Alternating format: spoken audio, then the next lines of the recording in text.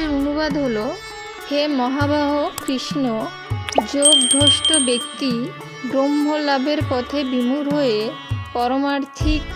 পারমার্থিক ও জাগতিক উভয়ভাবেই ব্যর্থতার কারণে আশ্রয়হীন হওয়ার ফলে কি ছিন্ন মেঘের মতো একবারেই নষ্ট হয়ে যাবে না? অনুবাদটির তাৎপর্য হলো, দুটি পথ ধরে অগ্রসর হওয়া যায়। যারা বিষয়াসক্ত তারা পরমার্থ নিয়ে মাথা ঘামায় না, তাই তারা অর্থনৈতিক উন্নতি সাধন করে জড় বিষয়ভোগ করতে অথবা যথোচিত কর্ম অনুষ্ঠান করার মাধ্যমে উচ্চলোকে উত্তীর্ণ হওয়ার বিষয়ে অধিক উৎসাহী।